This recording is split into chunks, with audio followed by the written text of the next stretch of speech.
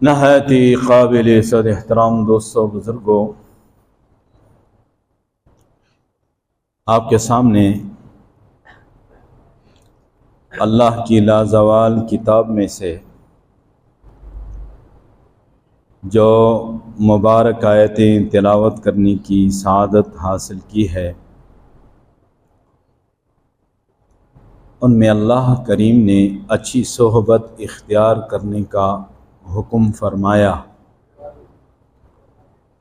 اچھے اور سچے لوگوں کا ساتھ دینے کا حکم فرمایا،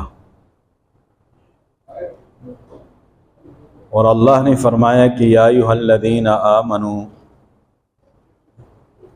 اے ایمان والو، اتقوا اللہ، اللہ سے ڈرو، وکونوا مع الصادقین، اور سچوں کے ساتھ ہو جاؤ۔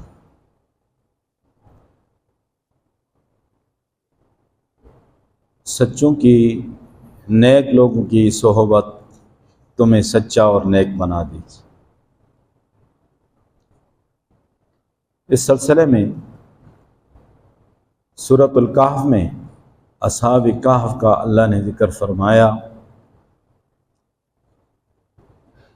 اور وقت کے ظالم جابر اور مشرک بت پرست بادشاہ کے سامنے کچھ نوجوان پیش کیے گئے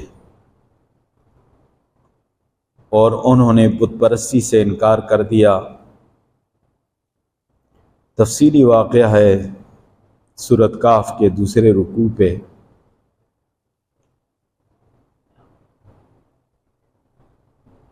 انہوں نے بت پرستی سے انکار کر دیا۔ اس ظالم جابر اور بت پرست بادشاہ نے انہیں کہا کہ تمہاری جوانی پہ مجھے ترس آ رہا ہے، تمہیں سوچنے سمجھنے کا موقع دیا جاتا ہے، تم اپنے فیصلے پہ نظر ثانی کر لو، تمہیں مہلت دی جا رہی ہے، اور اگر تم اپنے اسی نظریے پہ قائم رہے تو پھر تمہاری مہلت ختم ہو جائے گی، تمہیں قتل کر دیا جائے گا۔ وہ چند نوجوان تھے، وہاں سے علادہ ہو گئے، اور یہ نہیں تھا کہ باقاعدہ طور پر پہلے سے ان کا آپس میں کوئی رابطہ تھا یا ملاقات تھی، یا ان کو ایک دوسرے کے ہم خیال ہونے کا پتہ تھا، ایسی بات نہیں تھی۔ تو ایک سائڈ پہ ایک نوجوان جا کر بیٹھ گیا، پھر تھوڑی دیر کے بعد دوسرا آ گیا، پھر تیسرا آ گیا، یہاں تک کہ 7 کا ذکر ہے۔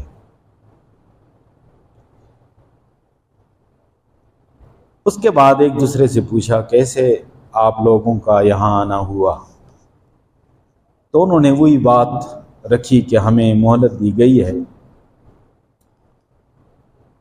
تو انہیں معلوم ہوا کہ یہ ہم خیال ہیں اور ہم ایک ہی مشن پر اور ایک ہی مقصد پر جمع ہیں،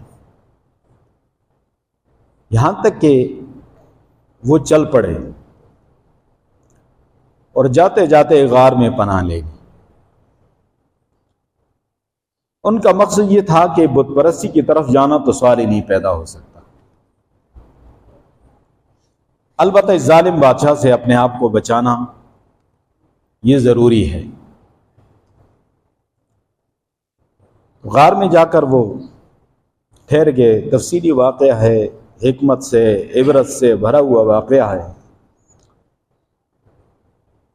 اور معلوم یہ ہوا کہ ہر ایک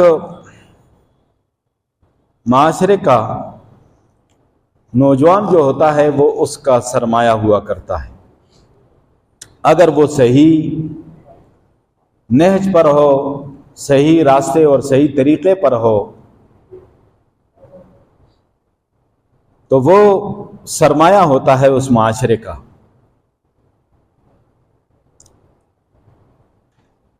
ان کے ساتھ ایک کتا بھی تھا، اب اس غار میں اللہ نے ان کو سلا دیا اور اس غار کی دہلیز پر کتا بیٹھا ہوا ہے اپنے اگلے پاؤں بچھا کر، اور ایسا ماحول اللہ نے بنا دیا کہ قرآن شریف میں درمیان میں اس کا تھوڑا سا ذکر آتا ہے کہ وَتَحْسَبُهُمْ، میں صرف تھوڑا سا ذکر کروں گا، پورا رکوع ہے وَتَحْسَبُهُمْ أَيْقَاظًا۔ اگر اس پہاڑ اور اس غار میں کوئی چرواہا یا کوئی بھی شخص گزرتے ہوئے ان پہ نظر پڑتی تو ان کو جاگا ہوا تصور کرتا، وَهُمْ رُقُودٌ، اور وہ سوئے ہوتے، وَنُقَلِّبُهُمْ ذَاتَ الْيَمِينِ وَذَاتَ الشِّمَالِ، ہم ان کو پلٹتے تھے کبھی دائیں جانب اور کبھی بائیں جانب،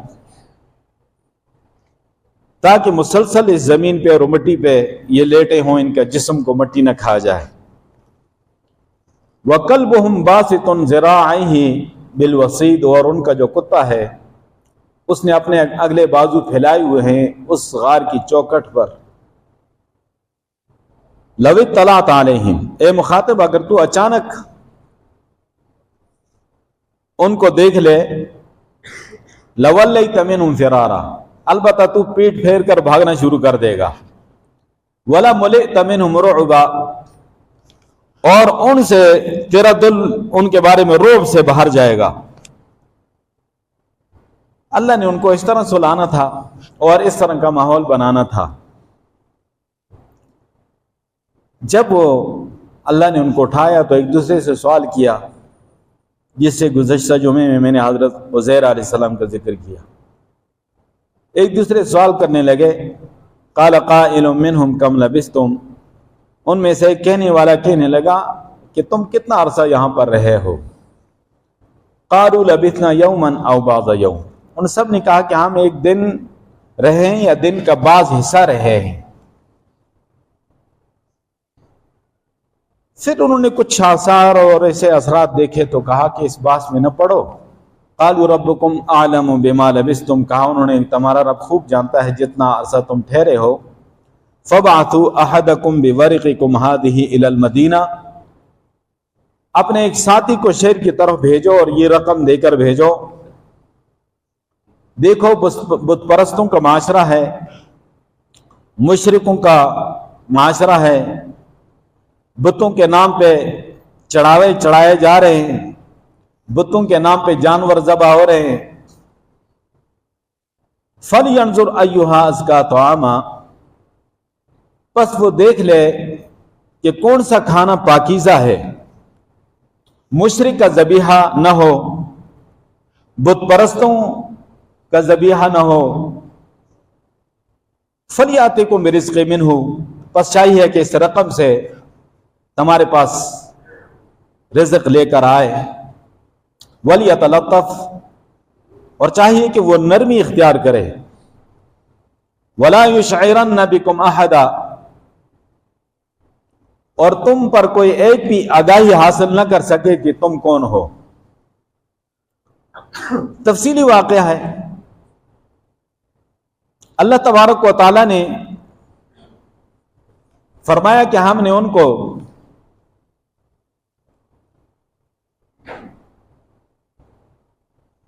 ٹھہرایا، وَلَبِثُوا فِي كَهْفِهِمْ، ہم نے ان کو ٹھہرایا اس غار میں 300 سنین، 300 سال، وَازْدَادُوا 9، اور ان پر 9 سالوں کا تم اضافہ کر دو، 309 سال۔ بعض نے فرمایا کہ شمسی لحاظ سے وہ 300 سال تھے اور قمری لحاظ سے وہ 309 سال تھے، کیونکہ قمری مہینے کا فرق ہوتا ہے۔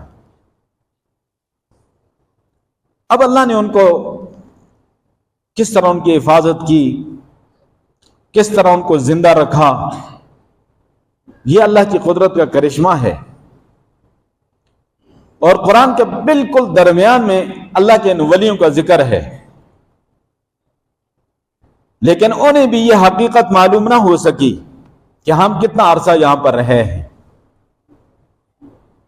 معلوم یہ ہوا کہ علم غیب جو ہے کلی علم غیب یہ خاصہ خداوندی ہے اور یہ اللہ کے ساتھ خاص ہے. یہ رجسٹرڈ اولیاء اللہ ہیں جن کا قرآن کے بالکل درمیان میں ذکر ہے، لیکن وہ بھی ایک دوسرے کو کہتے ہیں کہ ربکم اعلم بما لبثتم، تمہارا رب بھی خوب جانتا ہے کہ تم کتنا عرصہ یہاں پر رہے ہو.